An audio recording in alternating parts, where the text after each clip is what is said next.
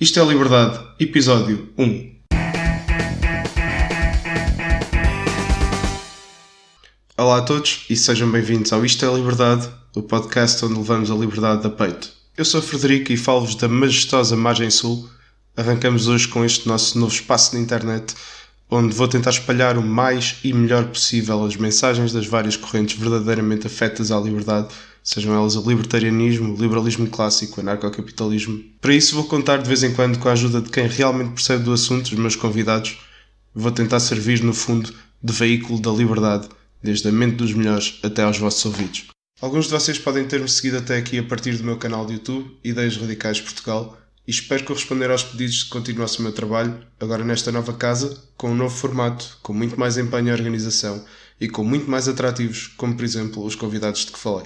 Quem é que vão ser os meus convidados? Desde personalidades da economia portuguesa, pessoas ligadas a movimentos não necessariamente, mas também políticos, pessoas interessadas na nossa história, na nossa sociedade, na liberdade em geral, pessoas com pontos de vista políticos ou filosóficos interessantes, pessoas que tenham no fundo ideias que todos nós temos que ouvir e que nos possam ajudar a compreender melhor o nosso mundo e, mais concretamente, o nosso país.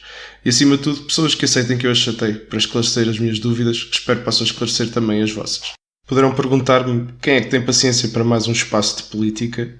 É aí que eu vou tentar fazer a diferença, conversando de forma descomplexada, sem complicações ou palavreado técnico sobre assuntos que são tantas vezes tratados como se fossem o santo grau da inteligência humana, só ao alcance dos eleitos. Além disso, as nossas conversas não vão ser restritas à política, por isso não estranhem se de repente estivermos a falar de coisas completamente aleatórias. O meu convidado deste primeiro episódio chama-se Fernando Sobrinho, é gestor e é uma das pessoas mais ativas na promoção do movimento libertário em Portugal, tendo sido presidente da direção da Associação Política Partido Libertário Português nos últimos 2 anos.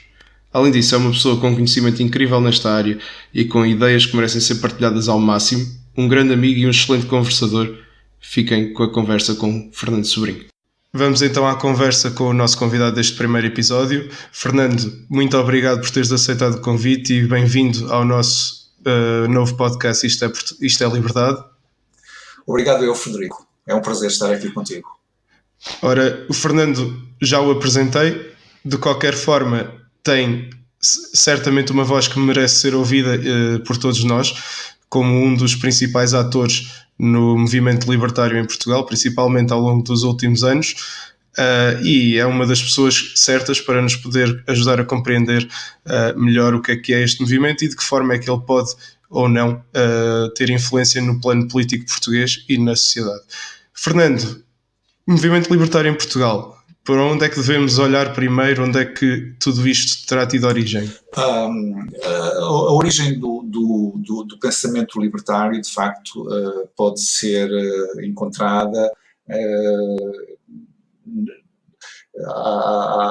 há uns séculos, não é? já com a Escola de Salamanca, com Rolando Mariana e Luís de Molina, se estabeleciam alguns princípios de limitação dos poderes do Estado e de defesa de valores mais importantes, nesse caso do rei, e defesa dos valores da liberdade individual e da propriedade.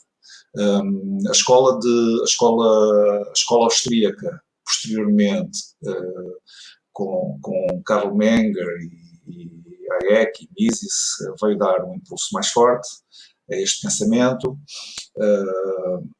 Entretanto, também há no século XVII, XVIII,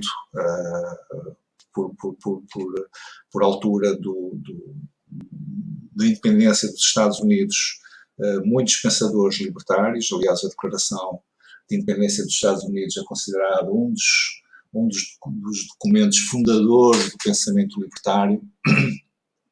E mais recentemente, com a filosofia política do objetivismo, portanto, com a Ayn Rand, e com a Escola de Chicago, com Milton Friedman e outros economistas, veio dar uma nova expressão e uma nova consistência ao pensamento libertário. Portanto, ele surge formalizado como uma corrente alternativa de pensamento político na década de 70 e tem-se vindo a afirmar um pouco por todo o lado. Hoje existem movimentos libertários ou partidos libertários em cerca de 30 países e em poucos países tem expressão. É um movimento relativamente recente quando comparado com outras correntes de pensamento político, não é? Quando comparado com o liberalismo, ou com o socialismo, ou com a social-democracia, e portanto é um movimento bastante mais recente e que tem feito o seu caminho, portanto crescentemente tem vindo a crescer de uma forma algo expressiva, porque a base de partida também é baixa, obviamente, e, portanto, quando a base de partida é baixa é fácil atingir esses crescimentos de 100%, mas tem vindo a crescer. Não é um crescimento muito fácil, porque o pensamento libertário é uma abordagem que não oferece soluções fáceis, não é? Enquanto que, por simplificação, o movimento socialista diz vamos coletivizar os meios de produção e vamos resolver os problemas, e o movimento social-democrata diz que o Estado vai começar a regular a economia e os agentes e vamos utilizar instrumentos para resolver os teus problemas. O movimento libertário não oferece soluções de problemas. Os libertários consideram que o Estado são o problema. Isto sem ser muito anarcocapitalista. Que não seria um problema, mas tudo bem. Pois, os anarcocapitalistas dizem que se resolver o problema do Estado, resolvem-se os problemas todos.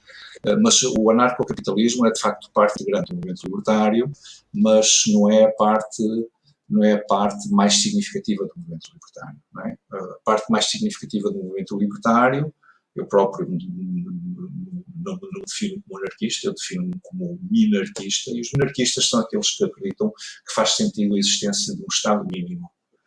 E esse Estado mínimo tem funções essencialmente o Estado mínimo faz só aquilo que é eficiente fazer, que feito de outra forma não seria tão eficiente, ou seja, assegurar a defesa do país e a segurança, portanto são duas funções essenciais, e assegurar uma outra coisa que é a justiça de recurso. A justiça de recurso, porque é que esta expressão, justiça de recurso? Porque os minarquistas acreditam que a justiça pode e deve ser feita por tribunais privados. Portanto, não há nenhuma razão para um juiz de um tribunal de família ou de um tribunal de comércio ser considerado um órgão de soberania. Não há nenhuma razão para ele ser um funcionário público, e nós acreditamos que ele seria muito mais eficiente, muito mais empenhado, muito mais diligente e muito mais responsável se fosse um serviço particular. Do mesmo modo que no passado existiam conservadores, os notários eram todos públicos e eram relativamente ineficientes e pouco motivados para prestar um serviço de excelência. Notários privatizados, nós notamos claramente a diferença. E, portanto, esse modelo achamos que pode ser aplicado à justiça. Não quero estar a alongar muito, enfim, esta é uma conversa descontraída, mas só para tu perceberes, portanto, a única coisa que o Estado tem que assegurar é, de facto, a justiça de recurso. A justiça de primeira instância seria uma coisa perfeitamente privatizável, e seria uma forma de resolver o problema da justiça em Portugal. Nós acreditamos que quando o Estado intervém na justiça, quando o Estado intervém aonde quer que seja, quando o Estado intervém, o Estado introduz uma ineficiência do sistema. Este é um ponto de partida nuclear, que é admitir, percebermos que o Estado, quando intervém na economia, aquilo que retira e aquilo que entrega com déficit. Isto é, o Estado é uma entidade pouco eficiente e pouco competente para entregar o que quer que seja a sociedade. Retira sempre mais da sociedade do que aquilo que entrega. excetuando em 3 áreas em que, de facto, a sociedade não conseguiria ser tão eficiente quanto o Estado, por muito ineficiente que seja, e admitimos que continuará a ser. Eu acredito que são áreas em que, apesar disso do Estado ser ineficiente, dificilmente poderíamos encontrar soluções mais eficientes do que aquelas que o Estado fornece. Okay? Portanto, é um princípio de eficiência que motiva, de eficiência do Estado que motiva os libertários, por um lado, e por outro, é o princípio das liberdades individuais. Portanto, há 2 áreas de atuação. O Estado intervém tanto na liberdade, condiciona a liberdade económica e condiciona a liberdade individual.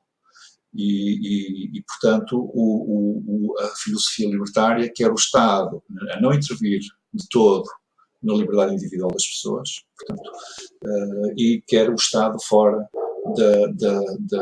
da esfera económica, de forma a que exista um mercado de economia livre. Muito bem. Fernando, eu já agora vou voltar só um bocadinho atrás. Portanto, desculpa lá, Frederico, isto aqui não é fácil, não é? Porque normalmente nos processos políticos as pessoas tendem a aferir da sua vantagem individual face a um determinado projeto. Não é? Quando aparece um projeto político a dizer nós vamos criar incentivos para a agricultura, ou para resolver o problema da habitação jovem, ou para resolver o problema da criação de emprego, ou não sei quantos, eles de facto estão a apresentar uma promessa de uma solução e portanto estão de algum modo a fazer uma promessa contratual, não é? Se votares em mim eu vou-te fazer isto, eu vou-te propiciar uma coisa. Portanto, é qualquer coisa positiva que estão a oferecer, e uns oferecerão coisas mais na área laboral, outros oferecerão coisas mais na área de incentivos para empresas, etc. O nosso projeto é dizer que nós vamos sair da frente, não é? Quer dizer, obviamente que a nossa mensagem mais forte é, e sair o Estado da frente é reduzir o nível de fiscalidade. Pronto, esta é a nossa principal oferta, digamos assim, é que o Estado vai deixar de ser um peso para a economia e, portanto, vamos deixar que, e se isso acontecer, muitas outras coisas positivas acontecem imediatamente. Né? Se nós imaginarmos que os recursos que atualmente são canalizados para o Estado via fiscal, se permanecerem disponíveis na sociedade, isso tem um efeito na economia. Não é? Nós conseguimos ver que quando o Estado faz uma ponte, há uma aplicação virtuosa do dinheiro dos impostos, né? Que é aquilo que se vê, que é a ponte. O Frederico Bastiat falou muito bem nisto, na falácia da contrapartida, não é? Sim. Que é aquilo que se vê e aquilo que não se vê. Portanto, o que se vê é que o Estado fez uma ponta, o que não se vê foi que houve não sei quantas fábricas que não se construíram por causa dos recursos que foram retirados, houve não sei quantas casas que não se construíram por causa dos impostos que foram pagos, houve uma série de atividade que não foi gerada pelo Estado ter intervido. Portanto, mas parece um pouco, para a generalidade das pessoas, não é assim que se conseguem maiorias expressivas de opinião a dizer o Estado vai deixar de pagar impostos. Até porque muitos dos impostos que as pessoas pagam estão de alguma forma dissimulados. Quase todos os impostos indiretos, quando nós compramos um simples pão por 12 cêntimos, ignoramos que há lá um imposto. Sabemos que quando temos gasolina, sabemos que há lá um imposto. Alguns sabem exatamente quantos cêntimos é por litro, mas nem toda a gente sabe. E, portanto, há os impostos indiretos, que são uma forma bastante injusta em termos de tributação fiscal, porque o peso do consumo nas classes de rendimento mais baixas é mais elevado do que a percentagem do rendimento que as pessoas de menores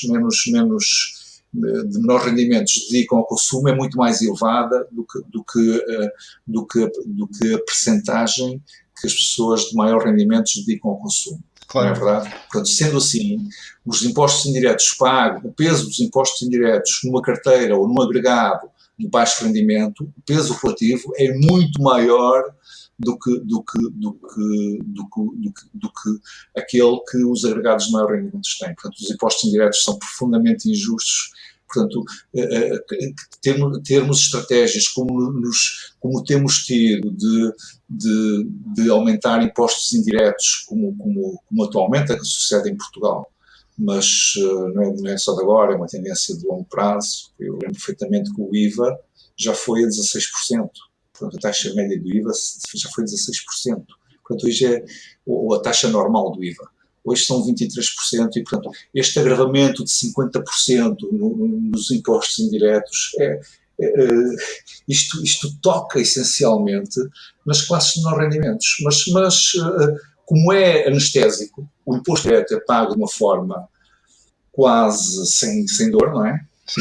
Porque aquilo que as pessoas percebem melhor é o IRS e esse, aparentemente, as pessoas, os escalões de rendimentos mais baixos não pagam, mas o peso relativo dos impostos indiretos, a parte mais significativa, é paga essencialmente por pessoas de menor rendimento. E, portanto, quando nós estamos a falar em reduzir impostos e os impostos indiretos, do meu ponto de vista, seria uma prioridade absoluta para o movimento libertário, mas nem toda a gente percebe a vantagem de se eliminarem os impostos indiretos. Fernando, eu ia pegar em 2 pontos do que disseste, se calhar invertendo a ordem em relação à qual os mencionaste. O primeiro é uma pequena analogia, digamos assim, em relação àquilo que foi um dos teus pontos, que eu parece-me, e corrija-me se estiver enganado, mas parece-me que é uma boa comparação, uma boa forma de colocar o assunto para que toda a gente possa perceber que, no fundo, em Portugal o que acontece é que, em vez de se ensinar a pescar, entrega-se o peixe. Só que entrega-se o peixe retirando as canas. Não sei se me estou a fazer entender. E aquilo que significaria o sair da frente, o Estado sair da frente, seria, em vez de retirarmos canas e entregar peixe, e depois a qualidade do peixe, ou a qualidade dos serviços, pondo as coisas nestes termos, já é também em si um assunto discutível, era preferível permitir que as pessoas simplesmente tivessem a sua propriedade, digamos assim, falando em termos libertários, e pudessem então ir buscar o seu próprio peixe. Estou enganado? É uma boa analogia? Não faz sentido? Sim, Frederico, sem dúvida. Eu julgo que de facto existe aqui um processo o processo político é um processo corrupto. É um processo corrupto e vou já explicar exatamente, não estou a dizer nada mais do que isto. O processo em si é um processo corrupto. Corrupto nos 2 sentidos, que é eu que sou eleitor, quero saber o que é que tu, que queres ser eleito, tens para me oferecer.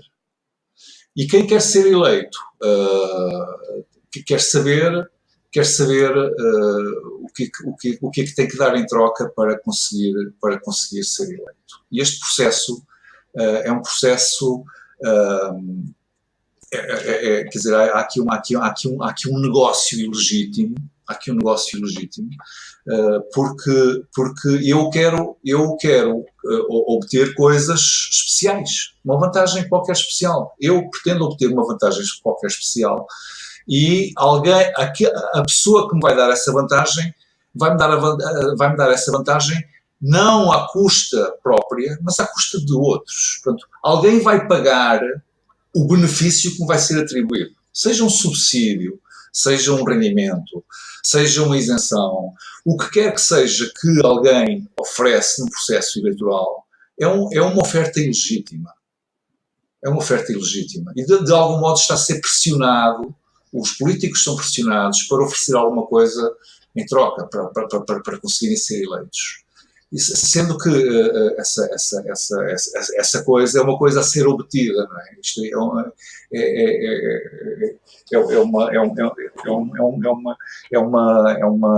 digamos, é uma leitura que eu faço de como as coisas funcionam. Portanto, quanto mais concreta for a vantagem, maior a probabilidade de fidelizar um voto. As vantagens que nós procuramos oferecer são vantagens não concretas, são vantagens difusas. E a vantagem difusa é, imagine que o nível de fiscalidade baixa, o grau de liberdade que isso lhe dá para que você possa fazer as suas escolhas. E isso tem um efeito positivo. Obviamente que em muitos campos não se consegue fazer uma transição imediata. Isto é, eu não posso dizer que o Sistema Nacional de Saúde custa 15 mil milhões por ano e, portanto, se eu reduzir os impostos em 15 mil milhões por ano, posso acabar com o Sistema Nacional de Saúde. Não, porque se eu reduzir 15 mil milhões de impostos por ano, algumas pessoas, de facto, vão ficar extraordinariamente beneficiadas, mas outras pessoas vão ficar só sem o Serviço Nacional de Saúde, porque aquilo que pagam em impostos não lhes dá para pagar apólices privadas de seguros de doença. Não é? Mas há algumas coisas que podem ser feitas de uma forma muito pacífica. Portanto, esse é um desafio, mas é um caminho que acho não, eu tenho certeza, que deve ser percorrido. Isto é, uma saída gradual do Estado, do Sistema Nacional de Saúde e uma redução gradual do nível de fiscalidade. Mas já há passos que podem ser dados de uma forma mais... há processos que podem ser... que eu acho que podem e devem ser desenvolvidos de uma forma mais acelerada. Um deles é o processo da educação. Portanto, é pegar no orçamento da educação e dividir por número de beneficiários, os beneficiários são os alunos, e entregar ao encarregado de educação o cheque de educação. Portanto, isto aqui tem custo zero em termos de é uma medida que teria custo zero em termos de orçamento de Estado. Portanto, não tem custo nenhum, o Estado gasta exatamente a mesma coisa, até poderia gastar menos, porque o custo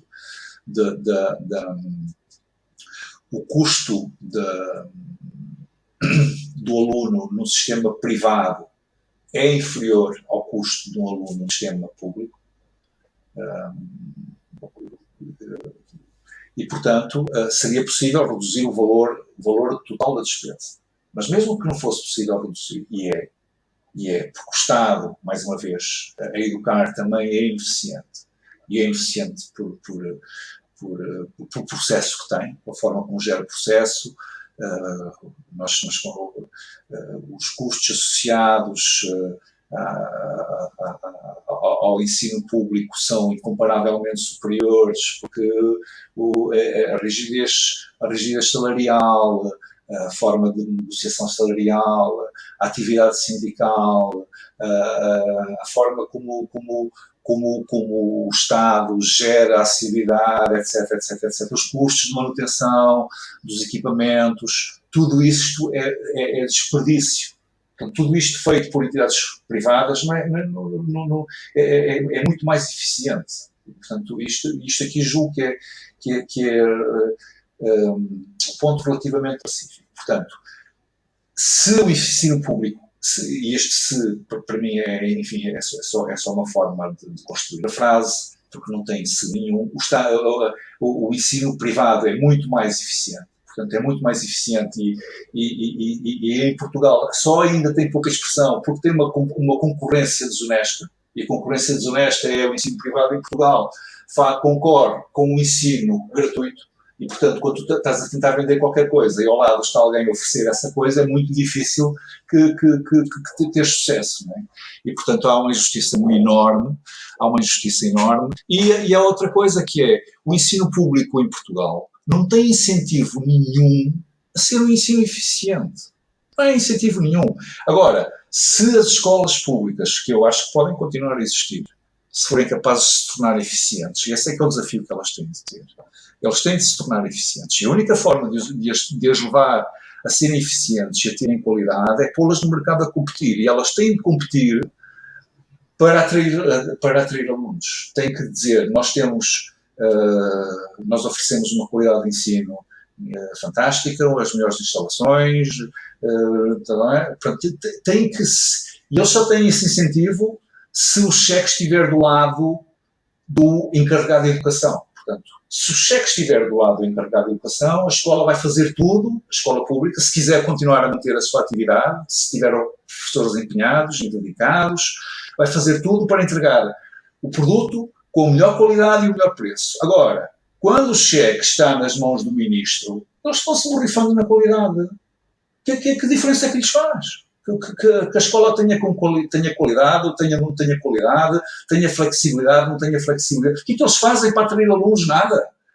Eles têm um mercado definido e, portanto, e até há pactos de não concorrência de zonas, portanto, o aluno que mora da zona A nem se pode mudar da escola pública da zona A para a zona B, portanto, eles, quer dizer, não têm incentivo nenhum. Não tem incentivo nenhum. O único incentivo que têm é de procurar extorquir o cheque mais elevado possível, com base na antiguidade, com base não sei o quê, com base não sei o quê, e, portanto, desencadear processos de luta para obter o cheque mais elevado possível do Ministro da Educação. É o único incentivo que eles têm, não tem mais. Portanto, as coisas funcionam mais ou menos assim. Acho que fugiu um bocadinho da pergunta, não foi? Não tem problema. Poderemos um dia destes voltar a falar só exclusivamente em relação à educação. Começa a falar sobre este tema. Não há problema nenhum, Fernando. Eu aqui já agora só dá um cheirinho em relação à educação. É sempre a questão de fundo, não é? Sim, eu aqui ponho um bocado, já agora, em defesa da minha dama, digamos assim. É claro que na educação depois, e complementando também, há sempre o problema da avaliação que em termos públicos e da forma que o sistema está feito, a avaliação de funcionários, digamos assim, dos professores, de auxiliares de ação educativa e por aí fora,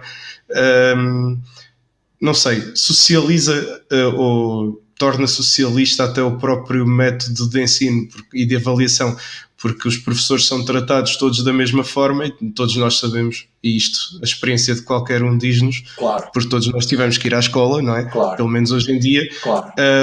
Há professores bons, há professores maus, mas não há um método de avaliação eficaz e por aí fora podíamos ir por aí fora horas e horas a conversar sobre isso. Está nas mãos do ministro, não é? Porque se o cheque estiver nas mãos do educando, a gestão da escola quer conservar os melhores professores, porque a qualidade da escola, do ensino da escola, depende da qualidade dos seus professores. Os professores desempenham um papel importantíssimo e, portanto, a forma como eles vão ser motivados, remunerados, premiados, é uma forma muito mais equivalente ou muito mais similar àquela que a iniciativa privada faz, não é? Àquela que a iniciativa privada faz. Claro. Bom, um dia, fica prometido então, Fernando, se tiveres disponibilidade, um dia destes vamos então tirar aqui um episódio para falar de educação que é tão importante, mas vamos só voltar ao tema, e também porque estamos quase no limite do tempo, para falar um bocadinho, e era aquilo que eu ia dizer há bocado, era o meu outro ponto de há bocado, que era como é que em Portugal, numa sociedade tão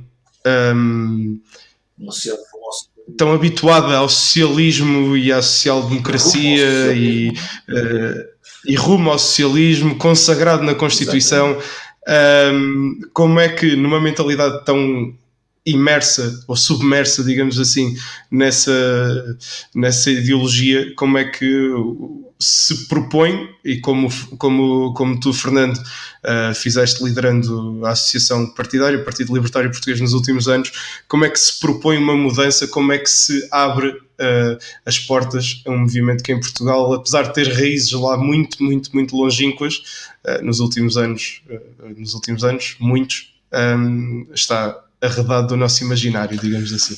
Frederico, eu compreendo que tu me faças essa pergunta, mas eu vou começar por dizer que eu sou a pessoa errada para te responder, porque eu ando há vários anos a tentar fazer isso e não consigo, não é? Portanto, e não consigo. Não desisto do projeto, acho que faz todo sentido que em Portugal exista um partido libertário. Eu não vou desistir nunca de criar o Partido Libertário em Portugal, mas de facto nós tivemos algumas iniciativas. Eu fui eleito presidente da direção há 2 anos, portanto, na primeira Assembleia Geral. Tinha um determinado projeto, um determinado plano. Parte do meu projeto foi conseguida, digamos assim. Conseguimos fazer uma divulgação significativa. Hoje o movimento libertário ou o Partido Libertário, a expressão é 0, não sei quantos, em termos de reconhecimento. Não há sondagens, mas não estou a falar de sondagens de intenção de voto, estou a falar de sondagens em que a pergunta é: conheces, já ouviu falar, sabem em que consiste o Partido Libertário? Portanto, há algum reconhecimento, temos alguns seguidores em termos de redes sociais, hoje muito mais do que aquilo que tínhamos no início, mas o meu objetivo não era só divulgar o conceito. O meu objetivo era conseguir alguma militância e uma estrutura base de apoio com alguma expressão. Portanto, não atingi esse objetivo. Não sei como é que se faz. Atingi outros objetivos, nomeadamente o reconhecimento do Partido Libertário pela IALP, portanto, pela International Alliance of Libertarian Parties. Conseguimos fazer alguns encontros com alguma expressão, enfim, algumas outras coisas, mas de facto não consegui o objetivo principal. E, portanto, a direção apresentou a sua demissão. Vamos ter proximamente uma Assembleia Geral para a eleição de órgãos sociais. Portanto, vamos eleger uma nova direção e eu espero que o próximo líder, o próximo presidente da direção, que no fundo será o líder do Partido Libertário, em formação, consiga introduzir aqui uma nova dinâmica.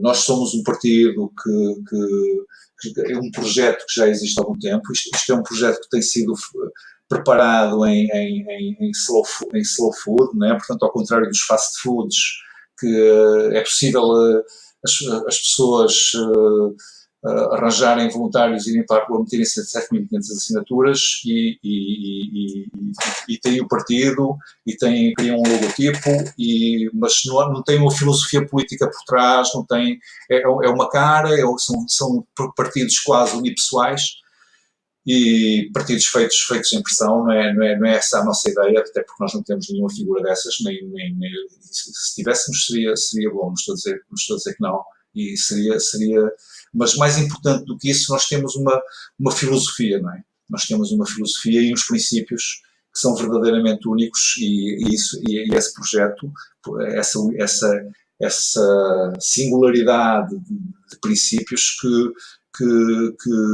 tornam este partido útil e que podia ter uma expressão relevante no panorama partidário nacional.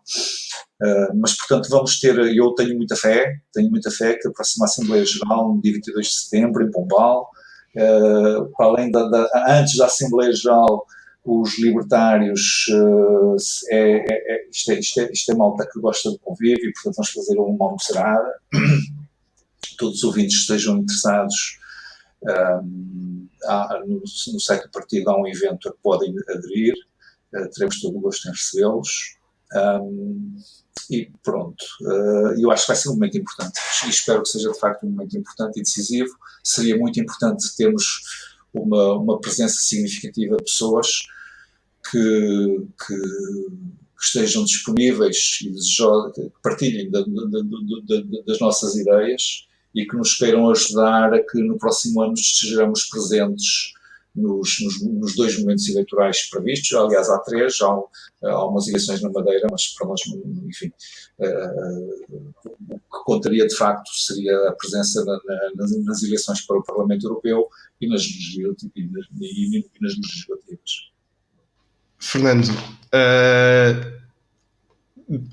devo destacar aqui a tua humildade.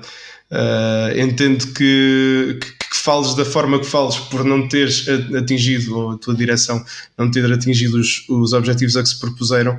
Se calhar atingiram outros que poderiam não estar tão previstos, digamos assim, ao início. Ou que nós, aliás, o Fernando, melhor que eu, sabes de certeza que quando nos propomos alguma coisa, algum projeto novo, há aquilo que lá está, como Bastiat diria, aquilo que vemos e aquilo que não vemos, ou aquilo que prevemos e não prevemos, pegando um bocadinho aqui na expressão. E se calhar, se não se atingiram os objetivos previstos,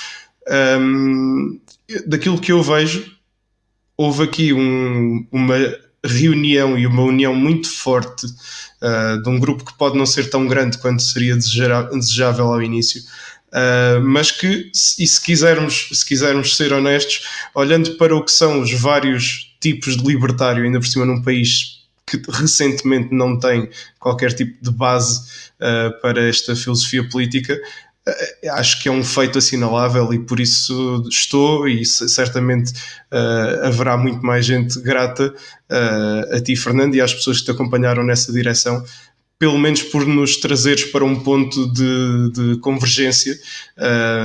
Tu, aliás, ao longo desta conversa fizeste questão de dizer que és minarquista. Eu afirmo anarcocapitalista, embora um bocado utópico, e já tivemos esta conversa antes, e certamente terei a oportunidade no podcast de explicar melhor porque é que eu acho que sou um anarcocapitalista utópico, digamos assim. E se calhar há gente que está neste momento no partido que nunca, no proto-partido, digamos assim, que nunca pensaria aderir a um movimento deste género. Há gente que se calhar é anti-sistema partidário, mas que por intervenção de várias pessoas, mas sob a tua orientação, digamos assim, acabou por se juntar a nós, e acho que esse trabalho não pode ser ignorado, tem que ser claramente reconhecido. E tem que haver um agradecimento da parte das pessoas que cá estão, e espero que, como disseste, mais pessoas se juntem a nós. Reforço, dia 22 de setembro, em Pombal. Fernando, não sei se tens aí à mão, se sabes de cor o link, a página. Eu depois nas notas do episódio vou incluir claramente o link, obviamente, mas se há mais algum sítio para onde queiras direcionar as pessoas. Sim, se procurarem Partido Libertário no Facebook, tem lá o evento. Ok. Olha, Frederico, eu agradeço muito as tuas palavras e agradeço muito esta conversa. Para um minarquista, ouvir um elogio de um anarcocapitalista é sempre muito relevante, porque o anarcocapitalista maior, que é o Hans Hermann Hoppe, o gajo diz sempre que os minarquistas são os fake libertarians, portanto, são os libertários falsos, nem sequer libertários são, mas é uma coisa sempre que agradável de ouvir, em vez de ser um insulto por parte do anarcocapitalista, ouvir um elogio. Muito obrigado. E foi um prazer imenso estar aqui a partilhar esta meia hora contigo. O prazer foi meu, Fernando, e certamente quem nos ouvir. Muito obrigado por teres aceitado o convite uma vez mais e por tudo o que tens feito por nós, digamos assim, e obrigado também pela ajuda neste primeiro episódio do nosso novo podcast. Isto é Liberdade. Obrigado, Fernando, até uma próxima. Boa noite. E um grande abraço. Boa noite. Antes de fechar este primeiro episódio, gostava apenas de relembrar aquilo que o Fernando disse nesta parte final da conversa. Dia 22 de setembro, almoço convívio de libertários, com a presença dos militantes do Partido Libertário em Pombal, seguido da Assembleia Geral do Partido, onde os militantes vão escolher o sucessor do nosso convidado de hoje. O link para o evento e para o Facebook do partido vão estar nas notas do episódio. Obrigado por estarem connosco e não se esqueçam, isto é a liberdade.